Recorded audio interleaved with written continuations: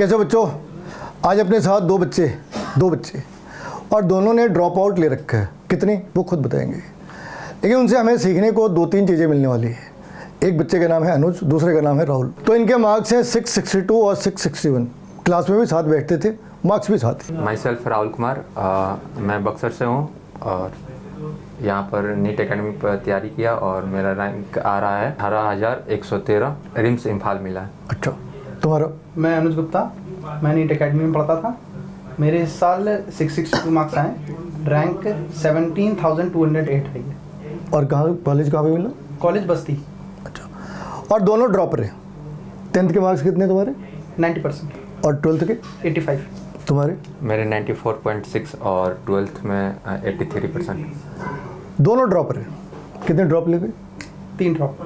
तुमने? मैंने 12th के साथ नहीं दिया था एज के कारण, और उसके बाद 2 अटैम्प्ट दिया था और ये 3rd अटैम्प्ट था। और तुमने 10th क्लास कहाँ से करी? और मैंने 10th क्लास JNB नावानगर से किया। जवाहर नवोदय विद्यालय से? जवाहर नवोदय विद्यालय। बढ़िया बढ़िया। और तुमने? मैंने कॉन्वेंट स्कूल से करी थी। अच्छा, IC बोर्ड से। अच्छा, वहाँ पे अपने घर के पास में? हाँ, ठीक है। तो इस पूरे गेम का सबसे इम्पोर्टेंट सा पार्ट है कि 3 साल के आसपास, 2 साल के आसपास इन्होंने तैयारी करी, तब जब इनका रिजल्ट नहीं आया, कैसे हैंडल कैसे करो? फ्रस्ट्रेशन हैंडल कैसे करी?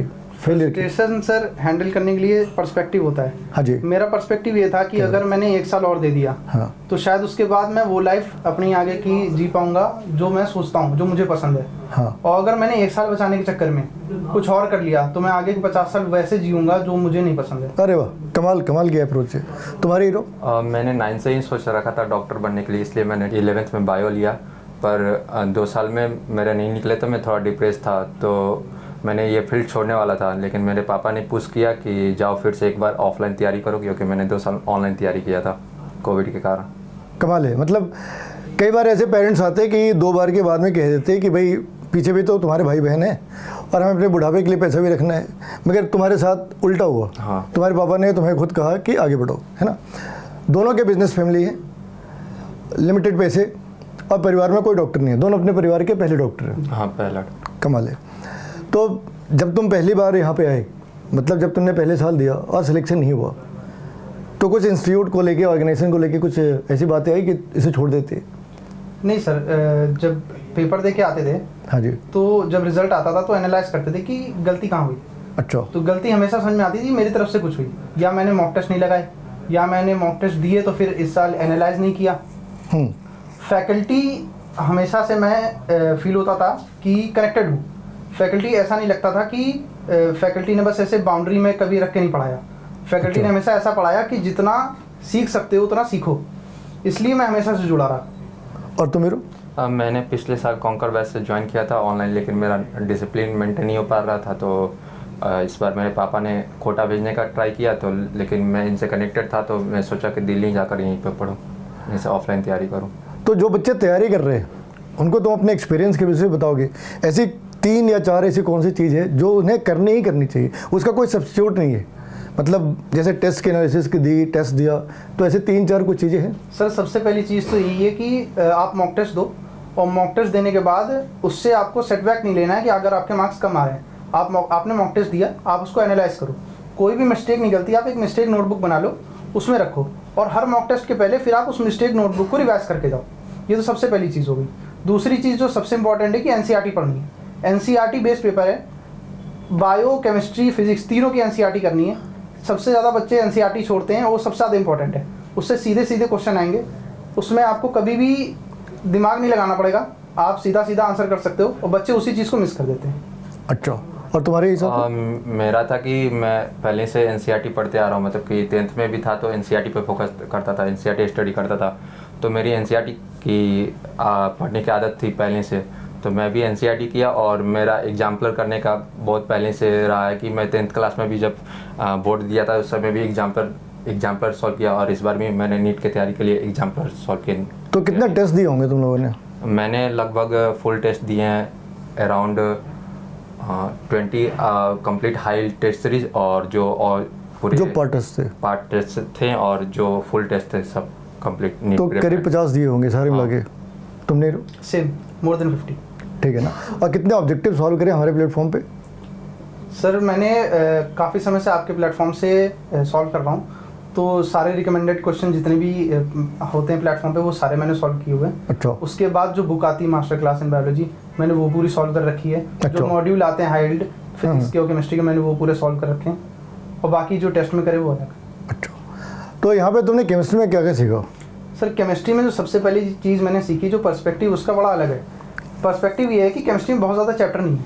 अच्छा केमिस्ट्री में सिर्फ 3 चैप्टर हैं, एक ऑर्गेनिक, दूसरा इनऑर्गेनिक, तीसरा फिजिकल। ओके अगर आपने फिजिकल को अलग अलग करके पढ़ने की कोशिश करी तो नहीं होनी है। अगर ऑर्गेनिक में आपने ये सोच लिया कि हाइड्रोकार्बन, हेलोएल्कीन, हेलोएरिन, अल्कोहल, फिनॉल, ईथर तीनों अलग अलग चैप्टर हैं, तो ऑर्गेनिक नहीं होनी है आपसे। अच्छा अगर आपने ये सोच लिया कि इनऑर्गेनिक में पी ब्लॉक अलग है, केमिकल बॉन्डिंग अलग है, तो फिर आपसे नहीं होनी है। जब तक उन तीनों को एक साथ नहीं पढ़ोगे तब तक वो क्वेश्चन आपको क्लिक नहीं करेगा। मतलब ये 3 एपिसोड है तुम्हारे लिए क्या था? सर आपका एक बताया हुआ रिएक्शन, चैन रिएक्शन की कैसे link अच्छा करना है, वो पूरे जो complete- स्टेशन बना रखे हैं। हाँ पूरे कंप्लीट रिएक्शन को एक बार में गो थ्रू करना, और पहले फॉरवर्ड जाना फिर बैकवर्ड आना, फिर कार्बन को अप करना, फिर कार्बन को डाउन करना। कार्बन को अप करना, कार्बन को डाउन करना। अच्छा, अच्छा। वो बहुत हेल्प किया, उससे पूरा एक फ्लो चार्ट मिल जाता था कि क्या क्या पढ़ना है, कौन कौन चैप्टर में कौन सा रीजेंट किसके लिए काम आ रहा है। हाँ, कौन सा रीजन किसके लिए काम आ रहा अच्छा है। बढ़िया बढ़िया। हमने उसके पेटेंट लेने की कोशिश करी थी मगर मिला नहीं। अच्छा, और फिजिक्स में क्या सीखा? फिजिक्स में ये सीखा कि फिजिक्स में शुरुआत के 3-4 चैप्टर, 5 चैप्टर वही पूरी फिजिक्स है, जैसे कि motion in 1D, 2D, NLM और WEP। हाँ। अगर आपने इसके कॉन्सेप्ट अच्छे से क्लियर कर लिए तो इसके बाद के हर सिंगल चैप्टर में यही फ्लो पैटर्न फॉलो होता है। फिर आपको ग्रेविटेशन में ये नहीं देखना कि ग्रेविटेशन अलग है, उसमें भी आप देखेंगे तो उसमें मोशन आएगा, फिर उसके बाद फोर्स आएगा, फिर उसके बाद वर्क एनर्जी पावर आएगा। तो सिर्फ ये शुरुआत के 4 चैप्टर हैं जो बाकी पूरी फिजिक्स कवर करते हैं। और तुम्हारे से? और मेरा पर्सपेक्टिव था कि ये तो सेम ही था कि फर्स्ट 5 चैप्टर जो हैं कि सारे बेसिक फाउंडेशन है, वो फाउंडेशन है। हाँ तो जी। उसको अच्छे से पढ़ना पड़ेगा कि ताकि आगे 12th अभी आपका बेसिक क्लियर है और अच्छे से क्वेश्चन सॉल्व कर पाए। जैसे कि वर्क एनर्जी पावर हर एक जगह अप्लाई होता है, तो वो चीज़ अगर आप 11th में अच्छे से नहीं क्लियर करते हैं तो जाके 12th में दिक्कत करनी पड़ती है। Okay. और तीसरा चीज़ कि जैसे कि मैच ऑफ द फ्लोइंग आता है या स्टेटमेंट बेस्ड क्वेश्चंस आते हैं, 2 चैप्टर से लिंक होते हैं, तो उस चीज़ को फोकस करना पड़ेगा आपको खुद से कि कहाँ कौन क्वेश्चन या कौन सा पैटर्न या टर्म एक दूसरे से रिलेशन बैठा रहा है। अच्छा, मतलब आपको सिर्फ फॉरवर्ड में ही देखना है। हाँ। इक्वेशंस के पीछे जाके उसको अलग अलग डायमेंशन पर डाल के देखना है। हाँ, और कभी कभी होता है कि कुछ लड़के, जैसे मैं फार्मूला भूल जाता था तो एक लिंक बैठा रखता था, तो उस लिंक से मैं डिराइव कर देता था, तो उससे मेरे को ज़्यादा अच्छा, मतलब on the spot he derive भी कर ले रहे derive भी कर हैं। बढ़िया बढ़िया। बायो में क्या सीखा हीरो? बायो में सबसे ज़्यादा हेल्प मुझे हुई मास्टर क्लास इन बायोलॉजी से। अच्छा उसमें सारे क्वेश्चंस NCERT बेस्ड हैं, टॉपिक वाइज दे रखे हैं। तो अगर आपने आधा चैप्टर भी पढ़ा है तो आप अगर आधे क्वेश्चन भी लगा ले रहे हो तो उसकी पूरी आपका रिवीजन हो जा रहा है, उसकी अच्छे से प्रैक्टिस हो जा रही है। और उसमें ऐसा कोई भी टॉपिक छूटता नहीं है जो आपको बाद में लगे कि इसका क्वेश्चन मैंने नहीं लगाया। तो हमने जब इन दोनों से बातें करी, जब ये मेरे पास आए तो हमने उनसे यही सवाल पूछा था कि 2-3 बार मल्टीपल फेलियर के बाद भी तुम कामयाब कैसे होगे। तो इनकी बातों से मैं 2 चीज़ें समझ आई। नंबर 1 कि लाइफ एक बार मिलती है और लाइफ में कोई रिवर्स गेट है नहीं, आप रिवर्स प्रोसेस में जा नहीं सकते। और अगर एक बार लाइफ मिली है तो आपको फाइट पूरे दिल से करना है, जब तक कि आपको इस बात का भरोसा ना हो जाए कि आपने अपनी पूरी ताकत लगा ली थी। और दूसरी बात जो इनसे बात करके हमें महसूस हुआ कि भाई सपने आपने देखे है ना, तो वो पूरे होंगे नहीं पूरे होंगे, इसका सबसे ज़्यादा जो आइडिया है वो आपको ही है। आपके सपने कोई और डिसाइड नहीं कर सकते, सपने आपके, लाइफ आपके, डिसाइड भी आप करेंगे। आपको ही ड्राइविंग सीट के ऊपर बैठना है। यही बात है ना? हाँ। ऐसी थी। चलो ठीक है भाई, नमस्ते।